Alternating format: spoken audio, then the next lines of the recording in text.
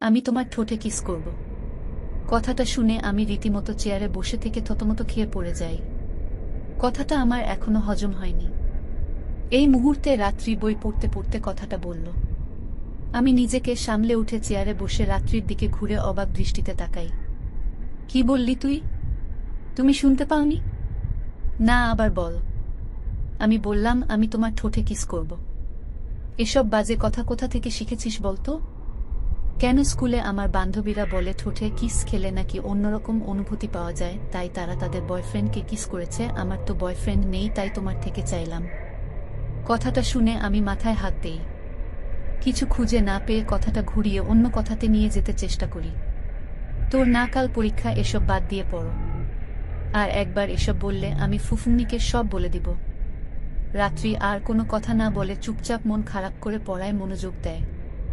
আজ তার ইচ্ছা পূরণ হলো না। আমিও নিজের কাজে মন দেই।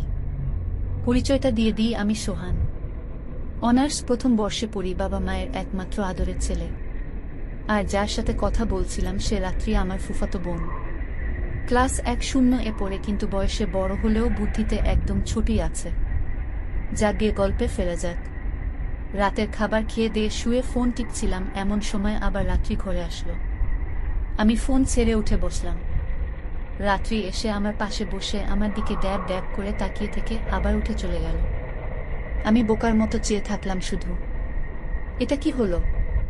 নিজেই নিজেকে প্রশ্ন করলাম, কিন্তু কোনো উত্তর পেলাম না। আর মাথা না ঘামিয়ে চুপচাপ শুয়ে ঘুমিয়ে পড়লাম।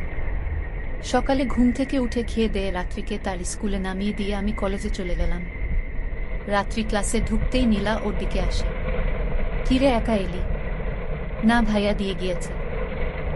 জানিস আজ ও আমার বয়ফ্রেন্ডকে কিস করেছি। কেমনে করলি?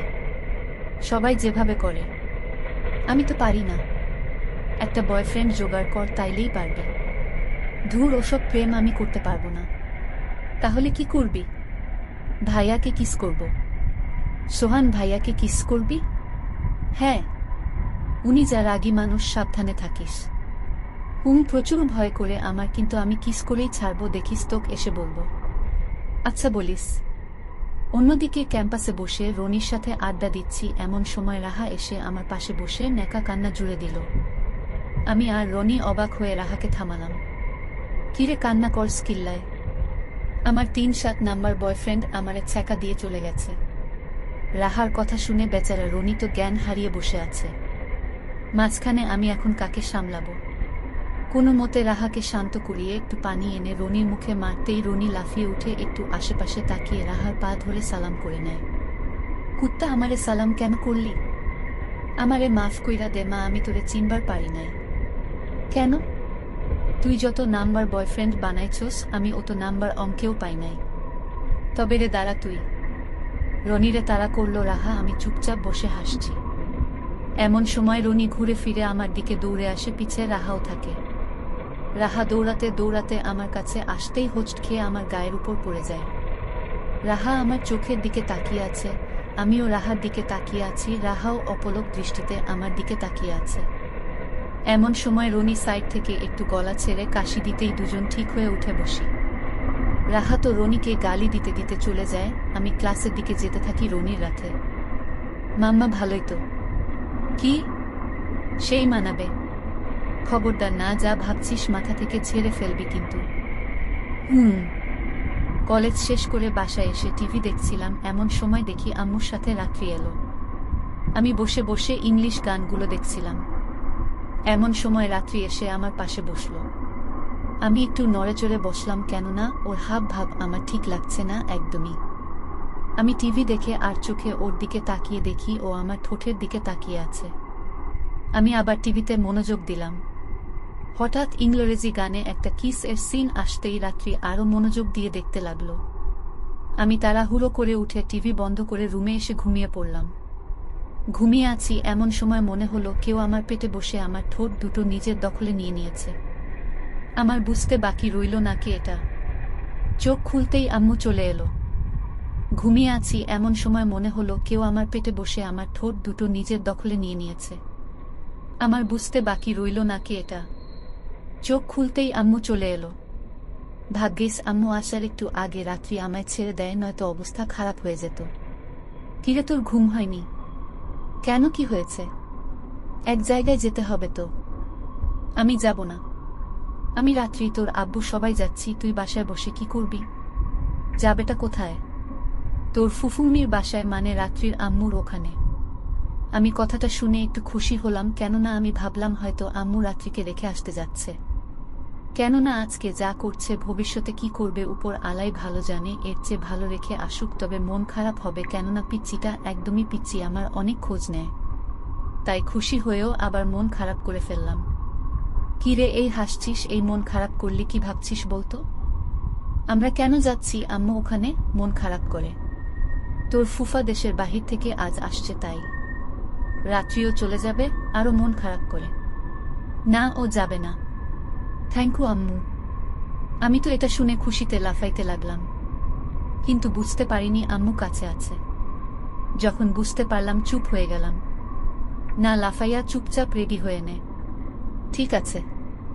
আম্মু আর রাত্রি চলে গেল, আমি গিয়ে তৈরি হয়ে গেলাম, কিন্তু বুঝতে পারলাম না হঠাৎ কি এমন হলো যে রাত্রির প্রতি এত মায়া চলে এলো। এসব বাদ দিয়ে রাত্রির রুমের দিকে যেতেই রাত্রিকে দেখে চোখ বন্ধ করে ফেললাম, কেননা রাত্রি ব্লাউজ আর পেটিকোট পরে হাতে শাড়ি নিয়ে বসে আছে। একই ভাইয়া, চোখ বন্ধ করে আছো কেন?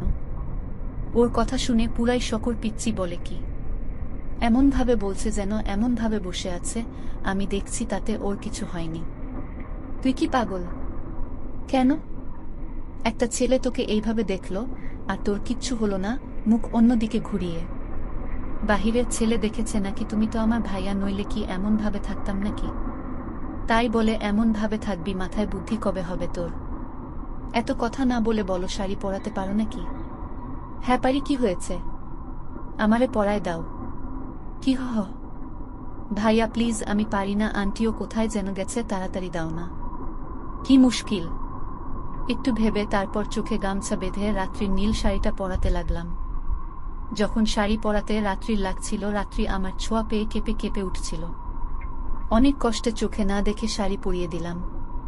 রাত্রি খুশি হয়ে আমার গালে একটা চুমু দিল, মিষ্টি ভাইয়া বলে। আমি বের হয়ে গেলাম। সবাই বের হব এমন সময় রাত্রি আসলো। আমি তাকিয়ে একদম হা হয়ে আছি, একদম পিচ্চি পরীর মতো লাগছে।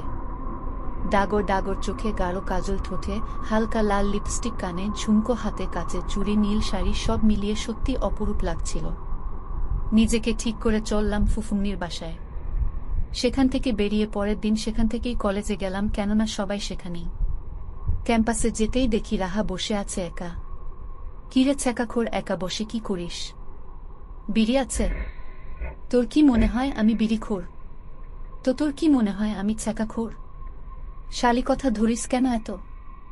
তোর কি কর্ম? আচ্ছা বাদ দে, রনি কই? হেতে নাকি আজ আসতে পারবো না?